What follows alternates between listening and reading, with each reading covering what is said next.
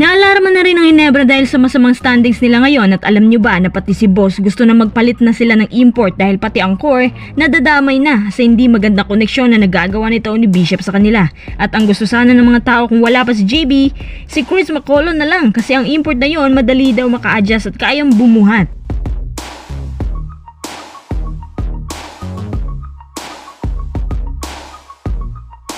Jonathan Williams kayod kalabaw para sa Phoenix at nakapagtala po sila ngayon ng 6-game win streak nang dahil dyan naglalaway na nga ang mga PBA team sa kanilang mamaw na import.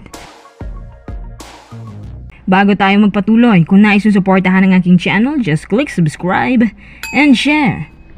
Since nung unang dumating si Tony Bishop sa Ginebra para matamlay ang performance ng kanilang core, napansin ko na para yung system hindi nagagawa ng maayos. Kahit pa si Bishop nakakakuha ng big numbers pero hindi pa rin satisfied ang mga Ginebra fans. Alam niyo kung bakit? Maintindihan mo talaga sila kasi iba ang dating ni Bishop. Parang hindi siya yung import na team player. Para yung galawan niya may halong individuality. Kasi kahit naiipit na siya pero pinipilit niya. Tsaka wala siyang game time decision. Napansin ko nga rin na ginagaya niya si JB pero parang mas kuha pa nga ni Ann Missy yung pagiging Justin Brownlee. Sa palagay ko nga wala sa core ang problema. Ito yung klarong ebidensya na nasa import talaga ang problema kasi ang system ni Coach Tim walang pinagkaiba doon sa system na umiikot kay Brownlee. Ngayon na nakatagpo sila ng import na malayo kay JB kaya bumabagsak sila sa standings. Tsaka yung nilalaro nila hindi naman ganito nung si JB pang import kasi si JB yung kanilang nakasanayan. Kumbaga, pamilyar na sa kanila si JB sa lahat ng aspeto. Ngayon na hindi na satisfied maging ang boss ng Ginebra, plano ng management sana si Chris McCollum. Naalala kasi nila na willing noon si Simak maglaro para sa Gilas kahit pa walang talent fee. So ang pinupunto natin si Simak po ready na anytime. Hindi ko nga rin alam kung bakit hindi kinuha ng San Miguel to. Kaya nauna tuloy sila sa isang team sa Taiwan. Susubukan kontakin ng Ginebra si Simak kung pwede siya ngayon kasi siya po ang nakikita nilang magandang option sa nanlalamig na Ginebra ngayon. Si Simak ang alam namin na matagal na po siyang gusto makaabalik sa SMB or sa PBA. Kesyo may mga teams din na nagkaka-interest sa kanya sa overseas. Pero kapag po hindi available si Simak, ang gusto nilang import yung napaka-athletic at magaling sa jumpers gaya ng Denzel Bowles. Noong mga nakaraang linggo, papalitan ng araw itong si Bishop pero hindi natuloy dahil kay Coach Tim. Si Coach Tim ang may high hopes kay Bishop kahit kalat-kalat na masyadong performance nila. Tingnan mo nga, ang dami na nilang turnovers ngayon na dati hindi naman sila ganyan. Lalo at wala pa ngayon yung legit na offense initiator nila taga-butas na si Scotty. Kapag hindi pa pinalitan si Bishop, ewan ko na lang kung hindi sila kukuyugin ng libu-libong fans.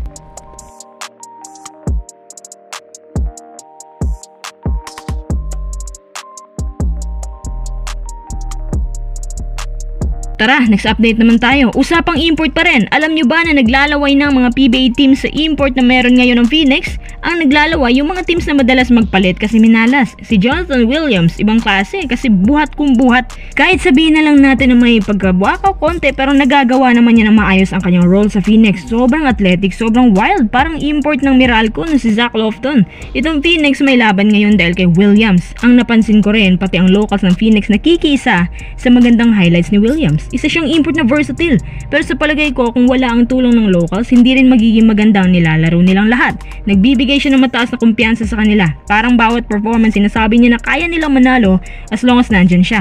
Isa din si Williams ngayon sa mga contenders ng best import race. At ang Phoenix din po ngayon ay kumakapit na sa twice to beat advantage kasama ang Meralco at Magnolia. Lahat ng teams na nabanggit ko, puro mga contender ngayon conference mga kuys. At puro mamaw din kanilang mga imports. Well, ang masasabi ko dito sa Phoenix basta pagdating sa playoffs, lalo pat second time pa nila, wag na lang masyadong magpakampante kasi ang level ng competition tumataas. Kapag wala masyadong experience, maliligwa ka rin at sigurado ako na mahihirapan si Jonathan Williams kapag bumigay na rin ang locals nila. Sana naman may isang independent team ang makalusot sa finals para mas balanse tingnan ang PBA. Mas magiging maganda din tingnan kung may isang independent team ang manalo naman ng title ngayon. It's either Phoenix or Northport. Pwede na rin yung Meralco kasi never pang nakaisa yan. Tandaan, meron pang Magnolia at tanging rain or shine pa lang ang nakatalo sa kanila. Kaya ng Phoenix ilaban yung kanilang standings hanggang sa dulo?